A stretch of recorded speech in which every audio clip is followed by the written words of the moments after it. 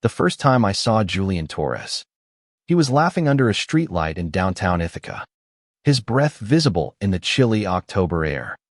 I was 19, a freshman at Cornell, and he was everything I wasn't: bold, magnetic, the kind of person who could make a crowded room feel like it existed just for him. I loved him silently from that moment, a secret I buried so deep it became the rhythm of my heartbeat. My name is Ethan Caldwell, and I grew up in a small Ohio town where being different wasn't just frowned upon, it was erased. I learned early to hide the parts of me that didn't fit, to smile through the ache of wanting what I couldn't have. Moving to upstate New York for college felt like a chance to breathe. But even here, I kept my guard up. Julian Thuff was freedom personified. A junior, 21, with dark curls and a laugh that could melt snow. He was the president of the Campus Pride Alliance, unapologetically himself. I'd see him at rallies, his voice carrying over megaphones, or at coffee shops, sketching in a worn notebook, oblivious to the world. I was just another face in his orbit, too scared to step closer. That first year, I joined the Pride Alliance to be near him, though I told myself it was about community.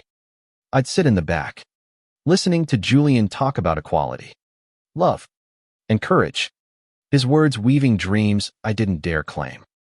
Once, at a fundraiser, our eyes met, and he smiled, a quick, warm thing that made my chest tighten.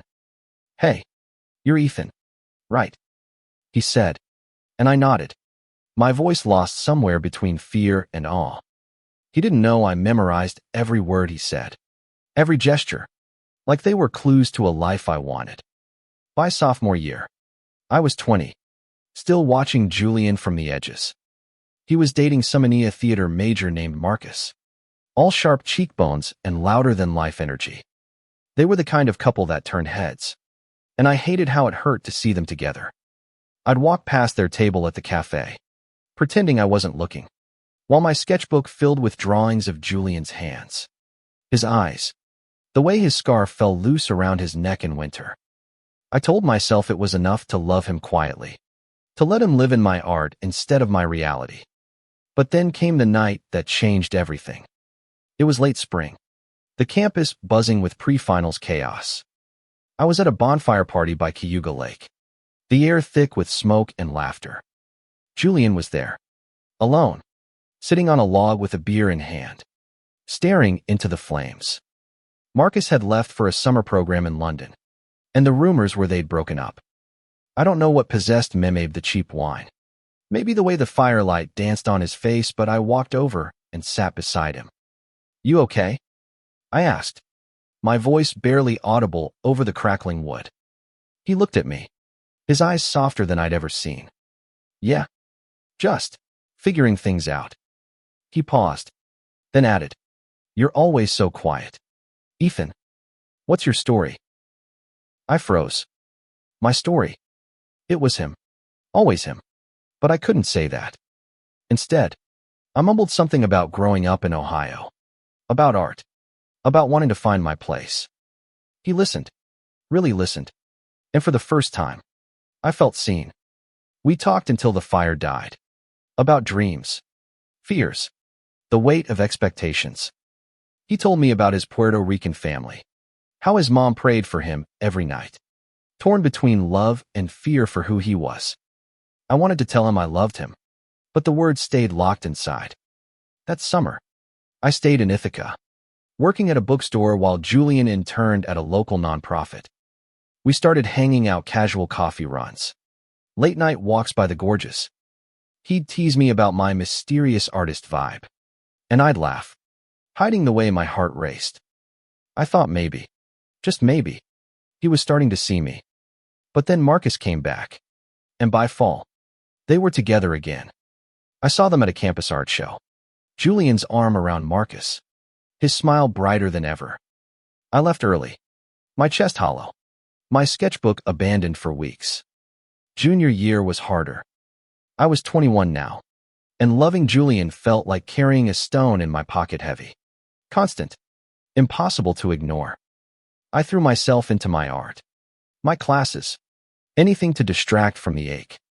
I dated a guy named Liam for a few months. A kind-hearted biology major who deserved better than my half-present heart. When we broke up, he said, "You're in love with someone else, aren't you?"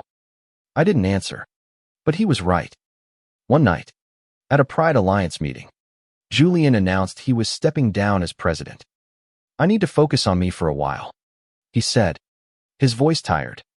I noticed the shadows under his eyes, the way his smile didn't reach them. After the meeting, I found him outside, leaning against a brick wall, staring at the stars. "You sure you're okay?" I asked, echoing that night by the lake. He sighed, running a hand through his curls. "Marcus and I, it's over for good this time. I thought I could be what he wanted, but I'm just lost." I wanted to hold him, to tell him he was enough, but I just stood there, my hands in my pockets. "You'll find your way," I said, and he looked at me like he wanted to believe it. That was the moment I decided to let go. I couldn't keep loving someone who didn't see me, who might never see me.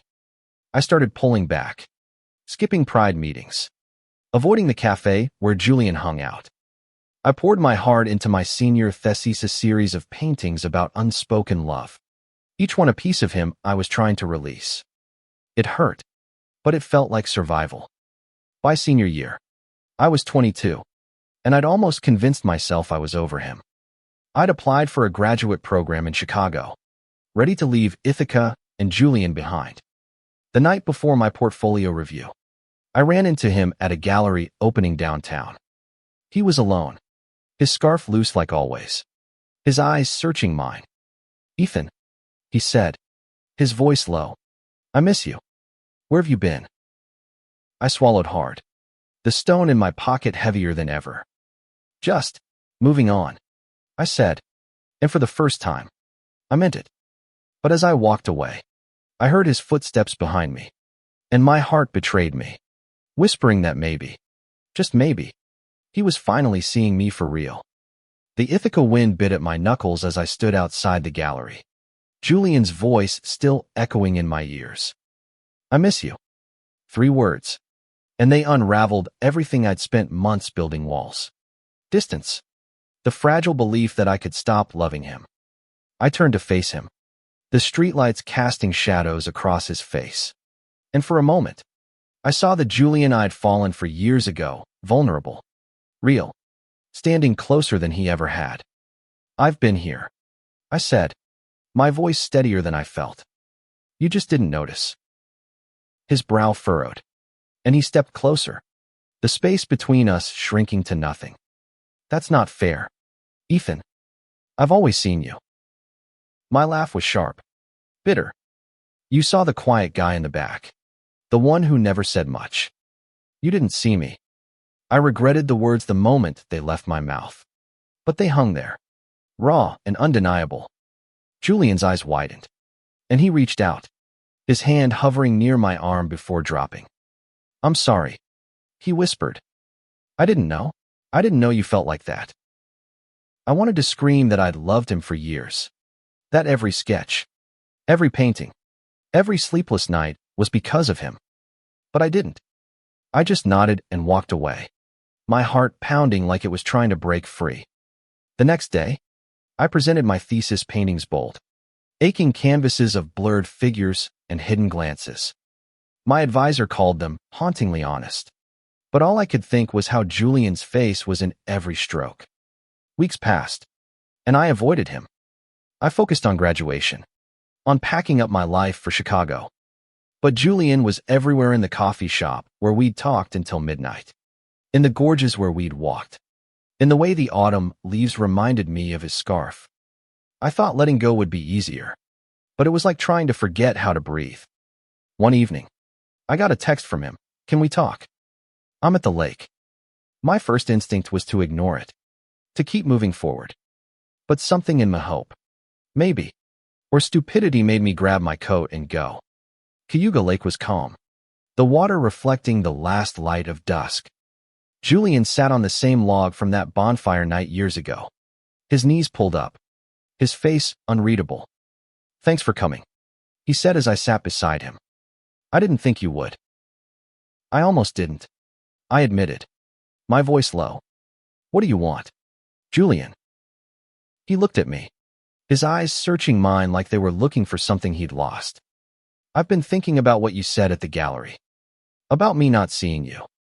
And you're right, I was so caught up in my own mess. I didn't see what was right in front of me. My heart stopped, then raced. What are you saying? I'm saying I was an idiot, he said, his voice breaking.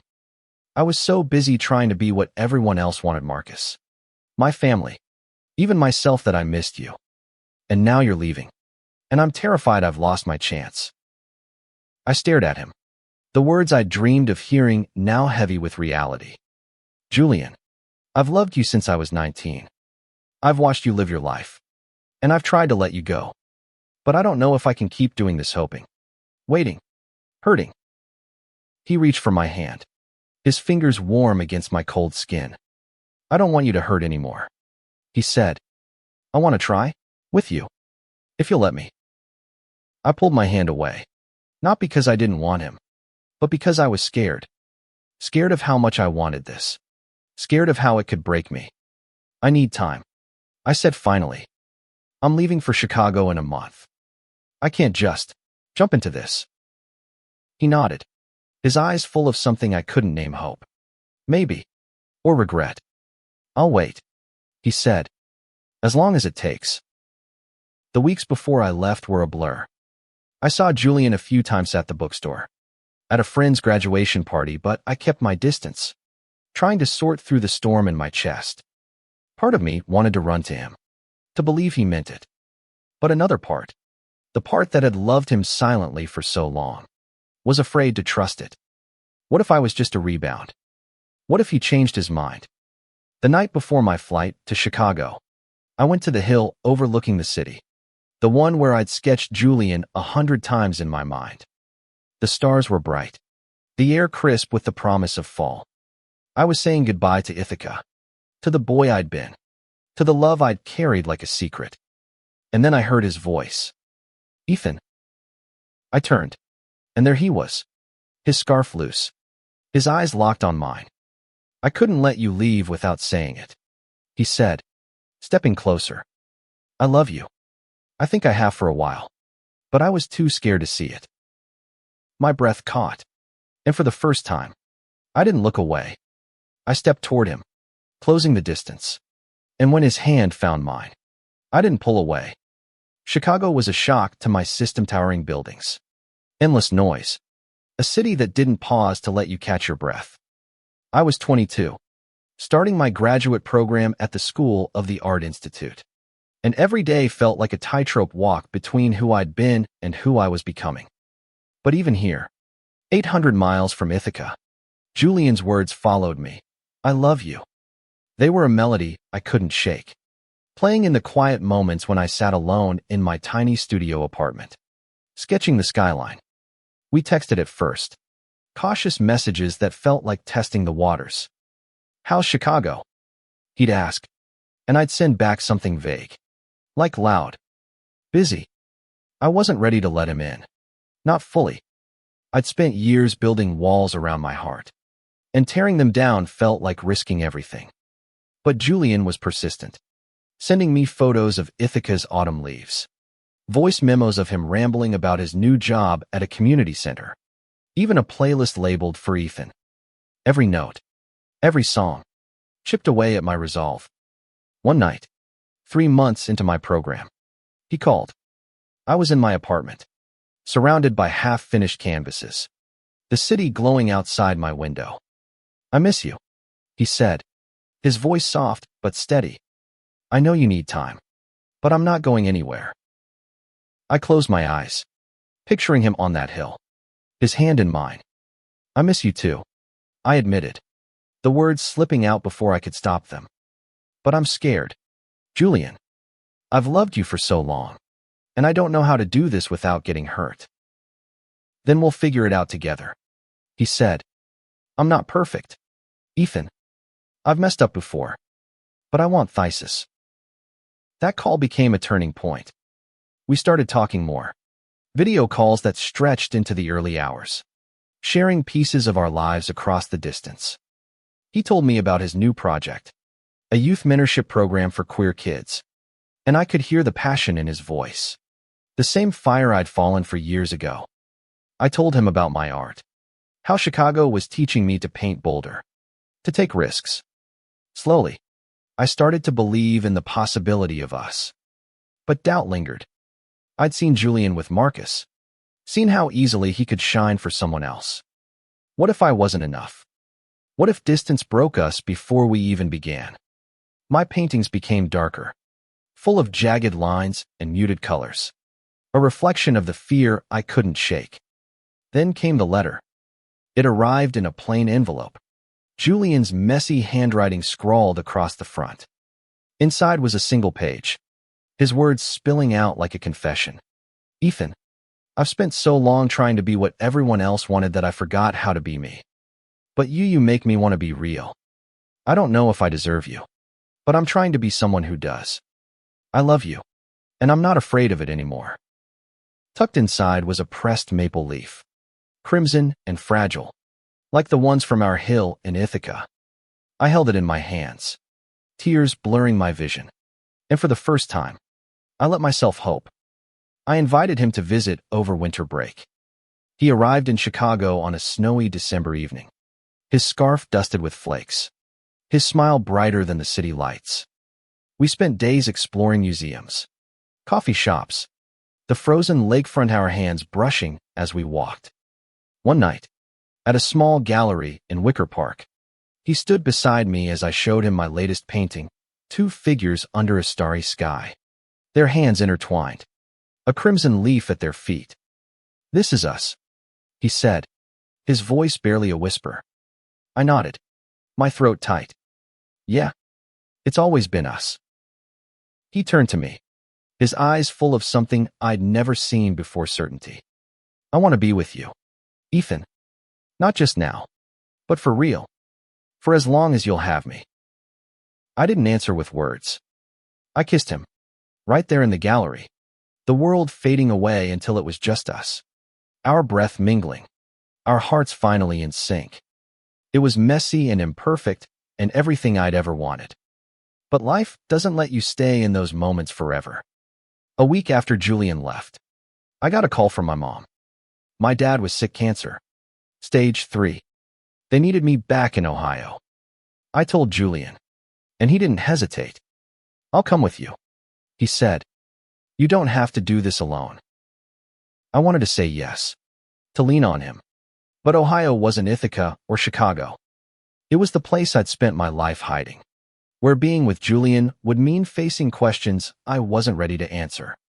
"I need to do this on my own," I told him, my voice breaking. "Just for now." He nodded, but I saw the hurt in his eyes. "I'll be here," he said. "Always." Ohio was a time capsule. Every street corner a reminder of the boy I'd been, scared, silent, always looking over my shoulder. I was 23 now, sitting in a hospital waiting room that smelled of antiseptic and stale coffee, my mom's hand trembling in mine. My dad's diagnosis was a shadow over everything, and I felt like I was drowning in it. I hadn't seen Julian in 2 months, since I'd left Chicago to be with my family. Our calls were shorter now, strained by distance and the weight of everything unsaid. I wanted to tell him how much I needed him, how his voice was the only thing that kept me grounded. But every time I thought about bringing him here, to this town where people still whispered about those kinds of people, my courage faltered. My dad didn't know I was gay. My mom suspected, but we never talked about it. Bringing Julian into this world felt like inviting a storm into a house of cards. One night, after a long day at the hospital, I found an email from Julian. No subject line, just a link to a video. It was him, sitting in his Ithaca apartment, a guitar in his lap. He strummed softly, his voice low and raw, singing a song he'd written. The lyrics were about love that grows in the quiet, about finding someone when you least expect it. At the end, he looked into the camera and said, "Ethan, this is for you. I'm still here. I cried until I couldn't breathe, the phone shaking in my hands. I wanted to call him, to tell him to come, but I didn't. Instead, I threw myself into being the son my parents needed, driving to appointments, cooking dinners, pretending I was strong. But every night, I'd listen to that song, letting it hold the pieces of me together. My dad's condition stabilized, but the doctors warned it could change fast. One evening, as I sat with him in his hospital room, he looked at me, his eyes tired but clear. "You're not happy, Ethan," he said. "I can see it. What's going on?" I froze, my heart pounding. I'd spent my life hiding from him, from this town. But in that moment, I was tired of running. "Dad," I said, my voice shaking, "I'm gay. And there's someone I love." He was quiet for a long time, his hand resting on the hospital bed. Then he nodded. "I just want you to be happy," he said. "Whoever he is, bring him here. I want to meet him." I called Julian that night, my words tumbling out in a rush. "I need you," I said. "I'm sorry I pushed you away. Can you come?" He was on a bus to Ohio the next morning. When he arrived, stepping off with his scarf and a nervous smile, I ran to him, wrapping my arms around him like he was the only thing keeping me upright. We drove to the hospital together, his hand in mine, and when my dad saw us, he smiled a real smile, not the weak one he'd been wearing for weeks. "Julian, right?" my dad said, shaking his hand. "Take care of my boy." Julian nodded, his eyes shining. "I will, sir. I promise." That night, we sat on the porch of my childhood home, the stars bright above the Ohio fields. Julian leaned against me, his warmth chasing away the chill. "I was so scared you'd stop loving me," I admitted, my voice barely a whisper. "Never," he said, kissing my forehead. "I've loved you since that night at the lake, Ethan. I just didn't know how to say it." We stayed in Ohio for a month, helping my mom, visiting my dad. Julian fit into my world in a way I hadn't thought possible, charming my mom with his stories, talking to my dad about baseball, holding my hand through every hard moment. But when we returned to Chicago, reality hit. Julian had his life in Ithaca's job, his community. I had my program, my art. We were building something real, but distance was a shadow we couldn't ignore. One night, over a video call, he said, "I've been thinking about moving to Chicago, if you're okay with it." My heart leapt, but fear followed. "What about your work? Your life there?" "You're my life," he said simply. "I want to be where you are." I didn't know how to answer, not because I didn't want it, but because it felt too big, too real. We agreed to talk more when he visited again, but as I hung up, I felt the weight of what we were trying to build and what we could lose if it fell apart. Julian moved to Chicago in the spring, his life packed into 2 suitcases and a beat-up guitar case. I was 23. He was 25. And we were starting something new in a city that felt like it could hold all our dreams. He found a job at a local LGBTQ+ youth center, his passion for helping others lighting up every room he walked into. I was deep in my graduate program, my paintings growing bolder, brighter, inspired by the man who now shared my mornings and nights. But love, even the kind you've waited years for, isn't a straight line. We argued sometimes about money, about time, about the little things that pile up when 2 people try to merge their lives. I was still learning to trust, to believe he wouldn't wake up one day and realize I wasn't enough. He was learning to navigate my insecurities, my fear of losing him to the world that always seemed to want a piece of him. One evening, we walked along Lake Michigan, the water glinting under the setting sun. We'd had a fight that morning, something stupid about whose turn it was to do dishes, and the silence between us was heavy. I stopped by a bench, my hands in my pockets, and said, "I'm scared we're going to mess this up." Julian turned to me, his eyes soft but fierce. We're going to mess up. Ethan, we're human. But I'm not going anywhere. I love you. And that's not changing. I looked at him, the man I'd loved silently for so long, now standing here, choosing me every day. And I realized that love wasn't just the big moments, the confessions, the kisses under starlight. It was this, the quiet apologies, the choice to stay, the courage to keep trying. A year later, my dad passed away. The loss was a weight I hadn't expected, a grief that made the world feel sharp and fragile. Julian was there through it all, flying with me to Ohio, holding my hand at the funeral, helping my mom pack up the house. One night, as we sat on that same porch where we'd first talked in Ohio, I found a sketchbook I'd left behind years ago.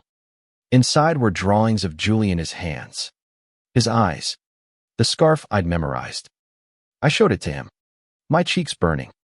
"You really loved me all that time," he said, tracing the lines of a sketch. "I wish I'd seen it sooner." "I'm glad you see it now," I said, leaning against him. We moved forward, together. Julian's work at the youth center grew, and he started a program inspired by my art, using painting to help queer kids express themselves. I finished my graduate program, my final exhibition, a series called Silent Years, dedicated to Julian. Each painting told our story, the longing, the fear, the moment we finally found each other. At the opening, he stood beside me, his hand in mine, and I felt like I'd finally come home. The day I let go of Julian, the day I decided to stop waiting, was the day he saw me for real.